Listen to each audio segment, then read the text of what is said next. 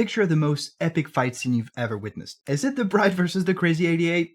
It's gotta be the Bride versus the Crazy 88, right? Okay, now imagine if I told you that recreating this scene in D&D would actually be boring? What? It sounds wrong, doesn't it? But after running combat encounters for over 2 decades, I've discovered something fascinating. The most action-packed part of our game often becomes the most monotonous, and it's not because of the rules, the dice, or even the players. It's because we're thinking about combat wrong. Let me show you what I mean with a story that still makes me cringe. Picture this. I'd spent weeks crafting what I thought would be the perfect boss battle.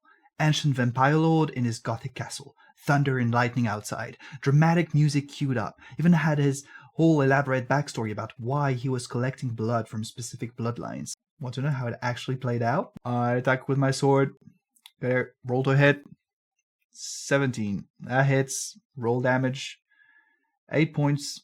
Okay, Paul, you're next. 45 minutes. That's how long we spent essentially doing math homework with dice. The music stopped being dramatic around minute 3. By minute 20, we were ordering pizza. And that's not even that long for D&D combat. Not exactly the climactic showdown I had imagined. But that failure taught me something crucial. Most DMs try to fix boring combat by adding more descriptions or more dangerous monsters. But that's like putting a top hat on a goblin. It might look fancy, but it's still just a goblin. No offense to well-dressed goblins out there. What we need isn't better decoration. We need a completely different approach to combat. And today I'm going to show you exactly how to make that happen, using 4 powerful principles that transform boring dice rolls into unforgettable stories. But before we dive in, let me tell you why this matters so much. Every time you run a boring combat encounter, you're not just wasting time, you're wasting potential. Your players spend hours crafting these amazing characters with rich backstories and complex motivations. Then combat starts, and suddenly they're reduced to walking stat blocks. I'm going to show you how to change that. By the end of this video, you'll know exactly how to create combat encounters that your players will talk about for years.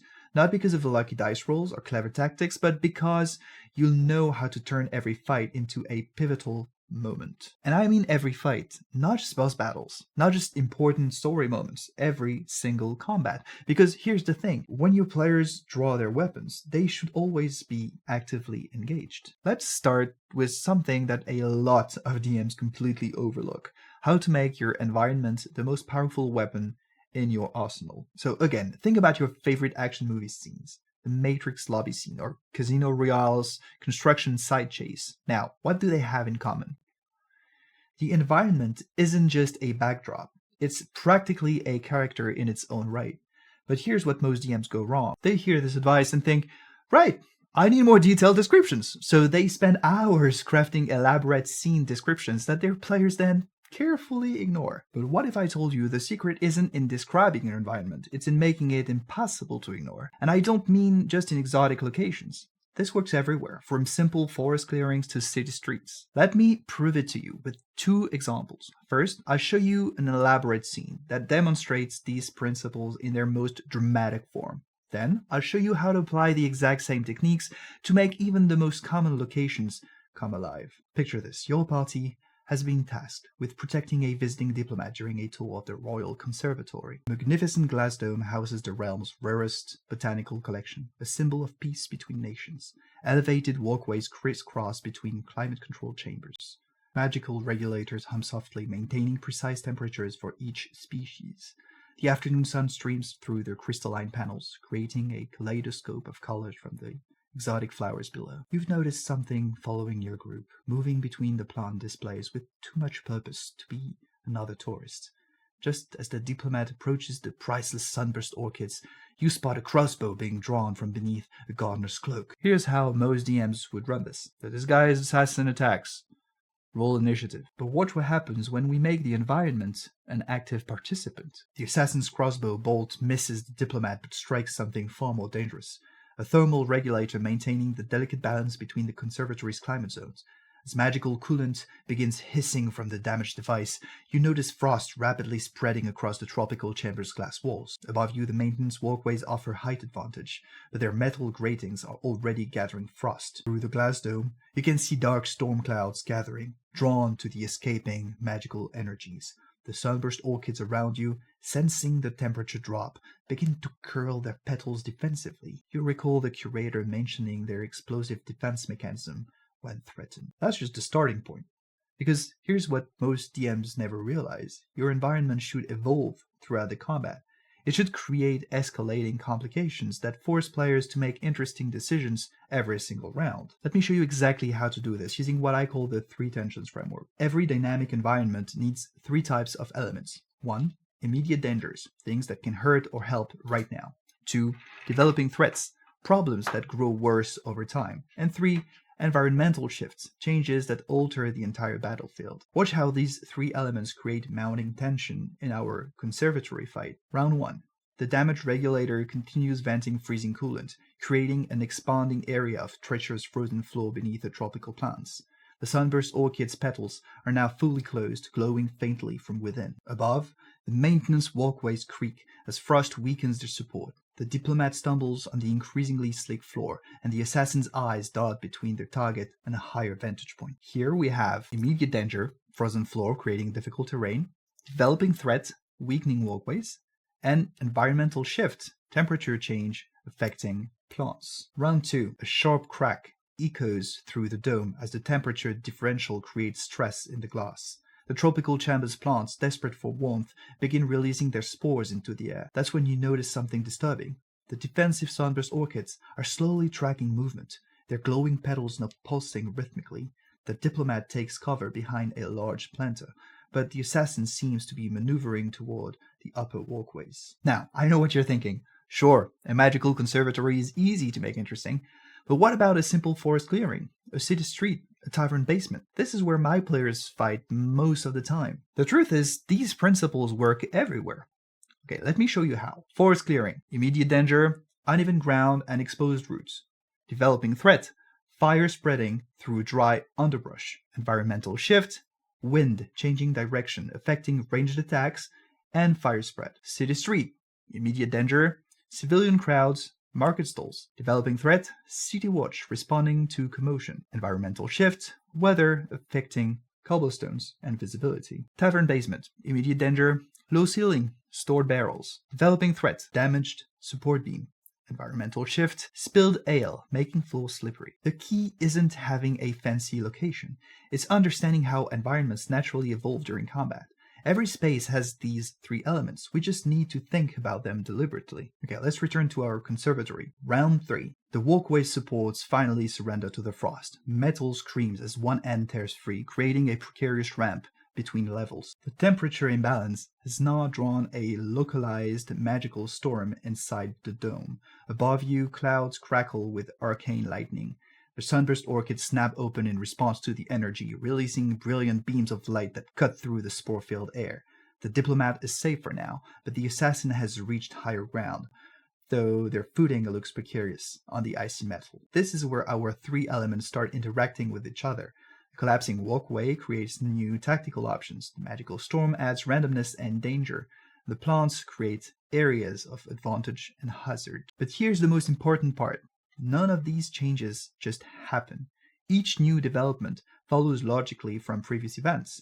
The regulator damage led to temperature changes, which stressed the glass, which attracted magical energy, which triggered the plant's defense mechanisms. Let me show you exactly how to create this kind of environmental progression in your own games. I use a simple cause and effect chain. Start with one significant change to the environment, in our case the damage regulator. Then ask yourself 3 questions. 1. What would this realistically affect first? 2. What systems or elements would take longer to react? And 3.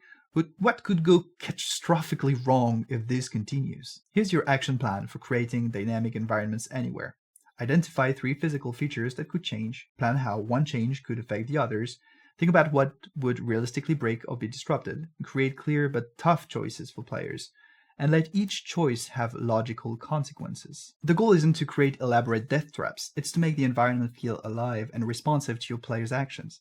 Whether that's in a magical conservatory or a simple warehouse, these principles remain the same. But an amazing environment is only half the equation, because you know what's sadder than a boring, empty room? A fantastic, dynamic setting filled with enemies who might as well be training dummies with pointy sticks. Let's go back to our conservatory scene. The magical Kulun continues spreading frost across the chamber. 3 more figures in gardeners' uniforms emerge from their positions. Now, this exact moment, is where most combats start to fall apart. The typical version goes something like this. 3 more assassins appear, they all attack, let me roll their initiative. And just like that, all the tension we've built evaporates. But it doesn't have to be this way. Watch what happens when we make these enemies feel real through their action. Through the increasingly frosted air, you spot 3 more figures moving with purpose. The first emerges from behind a large planter, moving with the practiced grace of someone used to combat. Their stance shifts to cover both you and their companions, a commander's instinct. Near the endangered vines, a younger figure readies their crossbow with visible uncertainty, glancing frequently as their leader for direction. Up on the walkway, an older man in wire-rimmed spectacles seems more concerned with the spreading frost than the combat, hurriedly moving potted specimens away from the damage regulator. The diplomat dies today! The leader's voice is calm, professional. They gesture smoothly, and the group moves in practice formation, except for the younger one, who hesitates just a fraction too long. See what happened there? Okay, it's slightly too long, but my point is, we didn't need elaborate backstories. Their actions, their movements, even their priorities tell us exactly who these people are. Showing character through action is a great technique, and it's something you can do in any combat, whether it's a crucial story moment or a random encounter. Think about how people reveal who they are in real life. It's not through monologues about their backstory, it's through what they do, what they protect, and how they react when things go wrong. Your enemies should be no different. Let's see how this plays out in our conservatory fight. The leader immediately takes the high ground, but positions themselves to maintain line of sight on their younger ally.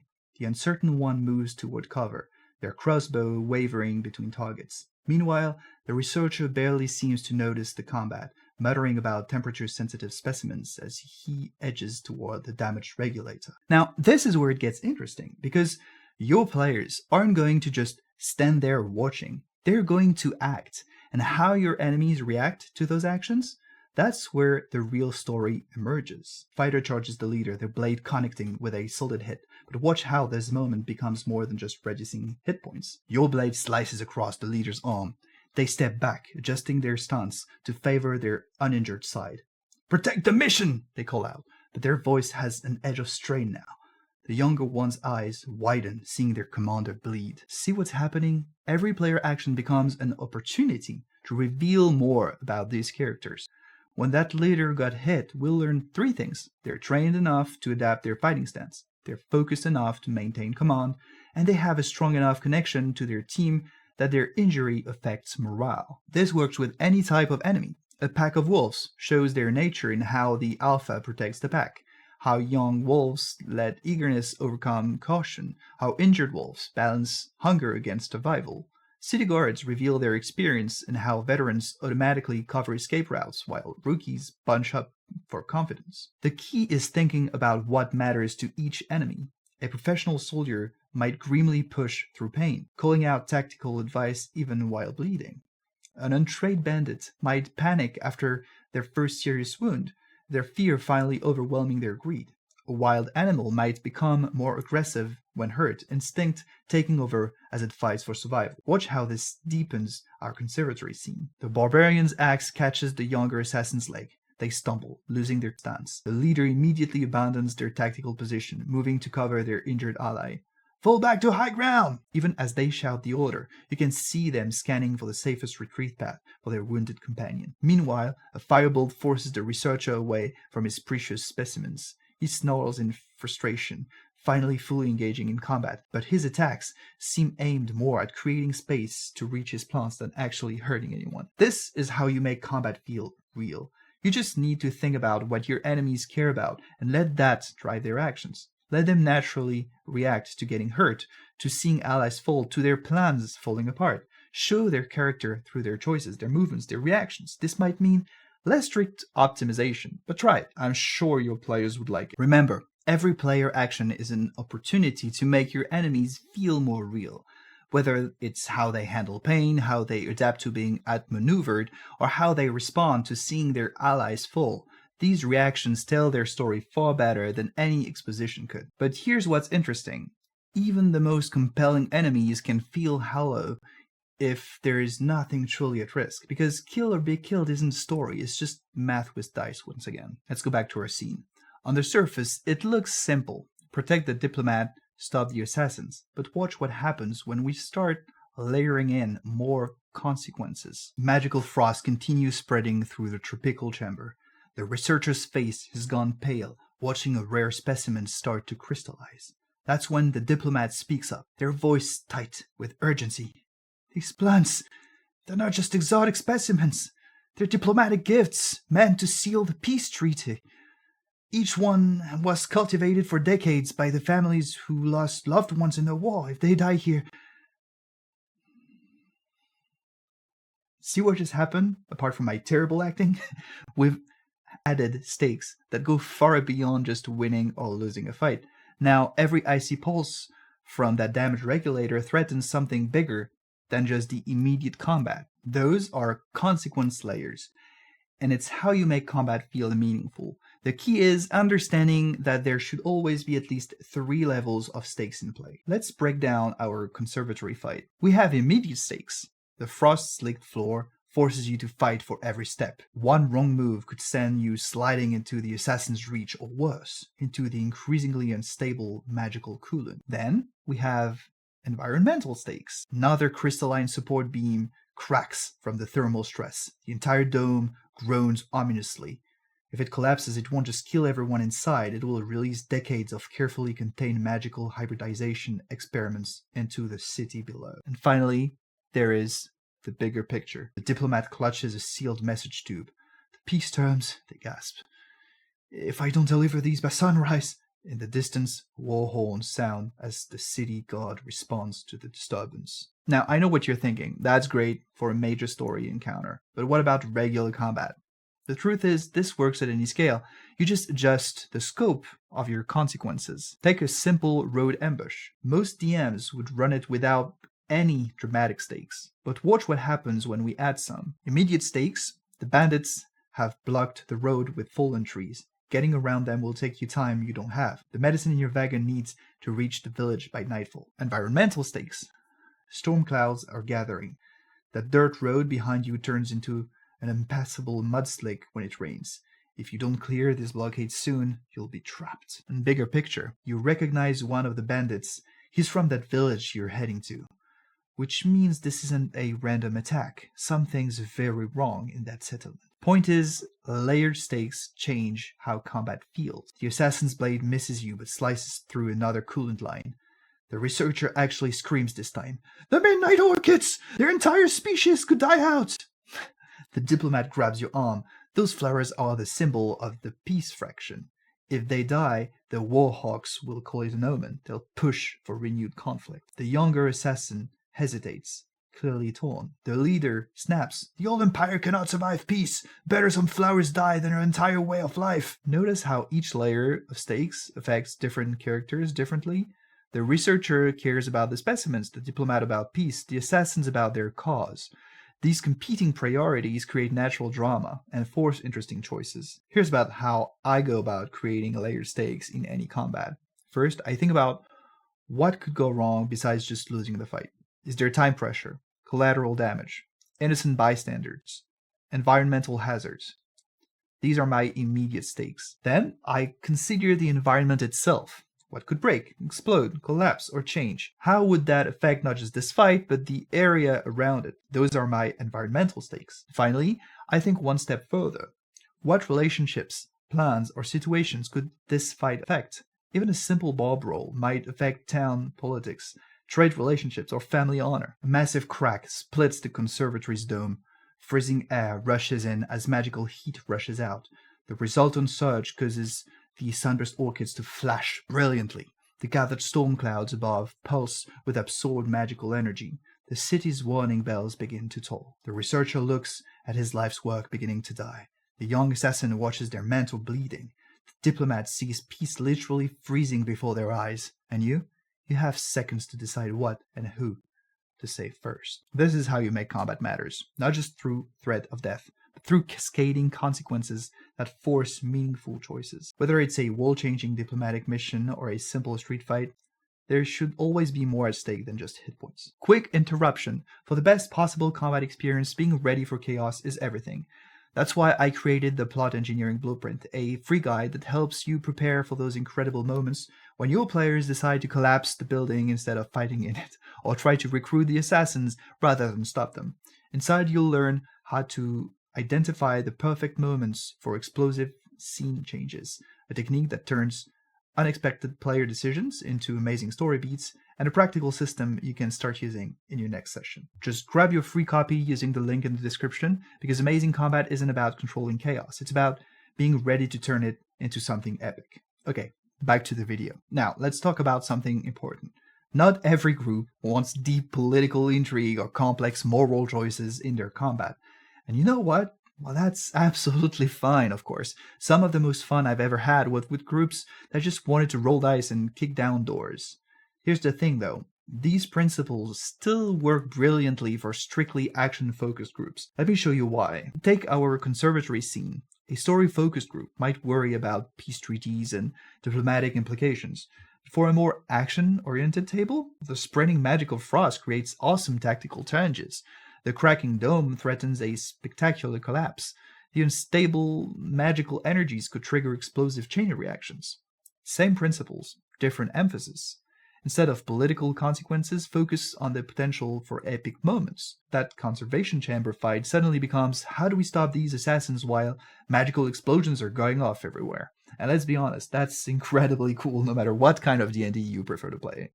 Who doesn't like explosions? Even with the simplest bandit ambush, you don't need complex motivations to make it interesting. Maybe that storm will trigger a flash flood that could sweep everyone away. Maybe those fallen trees could create an awesome combat environment if they catch fire. Maybe the bandits have gunpowder barrels that could turn the whole scene into an action movie. The goal isn't to force storytelling on players who just want action. It's about making that action more exciting, by giving them cool stuff to interact with and awesome consequences to their choices. Now, I know what you're thinking.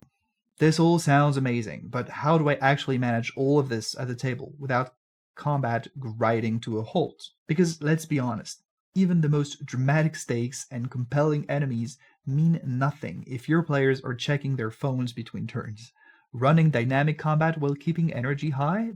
That's the real challenge. Here's the thing, you don't need to implement everything at once. In fact, trying to do so is the fastest way to get overwhelmed. Our conservatory scene might sound complex with its spreading frost, cracking dome, and multiple NPCs, but it didn't start that way. Let me show you how to build something like this step by step. First, let's talk about how to maintain narrative momentum while respecting D&D structured combat rules, because D&D combat is inherently tactical. We've got specific actions, reactions, bonus actions, and a strict order of operations. We can't ignore that, and we shouldn't try to. Here's the baseline approach. The assassin attacks, that hits, take 8 damage. Okay, next initiative. We've been over that. It works, but it's dry. Let's add just one narrative element. The assassin strikes. Blade finding its mark. That's 8 damage. You see them immediately return to a god stance, their training evident in every movement. Next in initiative. See? One small detail, but it adds flavor without disrupting the flow. Start with just that. One descriptive element per round. Maybe it's how someone moves, or the effect of an attack, or a change in the environment. Just one thing. Once that feels natural, maybe add a second element. Let's say you're comfortable with basic descriptions. Now you might try incorporating environment. The assassin strikes, blade finding its mark, 8 damage. The precise footwork on the icy floor shows their experience. The younger assassin visibly relaxes seeing their leader's capability. Next in initiative. Now, let's talk about something crucial, player tactical discussion. When your players are strategizing, we're essentially pausing the action. After all, there's no make a battle plan action in D&D's economy. Instead of trying to describe new things happening during these pauses, use this time to reinforce what's already in play. While you plan, here's what you can all see. The crack in the dome above the leader's position, the frost making the eastern section difficult terrain, the researcher still by the damage regulator. This keeps the scene vivid without breaking the action economy or adding complexity. Let's see how this builds naturally in our conservatory. Round 1. Focus just on the frost spreading at initiative count 20. Round 2. Add descriptions of how NPCs move on the icy floor. Round 3. Start incorporating reactions to the environment. The key is building these elements one at a time. Don't try to remember everything at once. We were just, explaining before. Pick one aspect to focus on. Maybe you only describe environmental changes at the top of the round. Maybe you choose one NPC to give personality through reactions. Maybe you focus on describing movement through your challenging terrain. Once that becomes natural, add one more element, and then another one, and then another one. There's no rush. To make this manageable, I use what I call trigger moments. Specific points in combat when I add description. Initiative count 20 after critical hits for dramatic reactions. When someone moves through difficult terrain, when an NPC first takes damage. Those are examples. Pick one and start with it. That's your cue to add narrative. Everything else can be standard combat. This is how you build toward those dynamic, story-rich combat encounters without overwhelming yourself. You're not trying to revolutionize your combat overnight. You're adding small, manageable elements that gradually create richer scenes. Remember, it's not about doing everything at once. It's about knowing what you want to focus on and building that skill steadily. Let me share one final thing that ties everything together. One that can elevate all these elements we've discussed from memorable to truly cinematic. Think about movies again. I just love movies. How they handle their biggest moments. It's never just about what's happening. It's about the complete sensory experience. We can create that same impact at our tables, and it's simpler than you might think. In our conservatory scene, imagine the soft hum of magical regulators suddenly failing, the crystalline crack of spreading frost, the rising wind as that storm builds overhead. Even just describing these sounds creates atmosphere. You don't even have to play them. But here's where you can take it further. Music isn't just background noise, it's a storytelling tool. I keep 3 types of tracks ready for any major combat. Something tense for building anticipation, something dynamic for active combat, and something dramatic for key story moments. When that conservatory dome finally shatters, that's when you shift from your combat track to something more dramatic. The music tells your players something significant is happening before you say a word. The key is subtlety. You don't need a full movie soundtrack. One well-chosen piece for important moments can be more powerful than constant background music. It's about enhancing the drama you're already creating, not replacing it. And that's really what all of these techniques come down to. Taking the dramatic potential that's already in your game and elevating it to something unforgettable. Think about what we've covered today. How to make your environment an active participant in every fight. How to create enemies that feel real through their actions, not just their stats. How to build stakes that go beyond just hit points. How to maintain energy and momentum throughout combat. And how to wrap it all in an atmosphere that makes these moments feel truly cinematic. But our conservatory scene raises a crucial question. Think about it. We've just created antagonists who demonstrate real tactical prowess, who make smart decisions, who feel like complete characters rather than just enemies to defeat. And they were just enemies in a quote-unquote random fight. And that creates a real challenge for your campaign. After experiencing enemies like this in your skirmishes, what do you think your players will expect from your big bad villain? They've seen antagonists with genuine personality, clever tactics, and real motivations. You can't follow that with a generic evil overlord who makes obvious mistakes or villains who act irrationally just to move the plot forward. You now need to understand way deeper psychological principles and use them to create the most compelling villains your campaign has ever seen. Don't worry, I've got you covered. Watch this video next to discover how to create antagonists so memorable your players will feel genuinely nervous every time they show up. Especially if they don't know their antagonists yet. Because once you understand how to make combat this dynamic, you're ready to learn how to make betrayals absolutely devastating.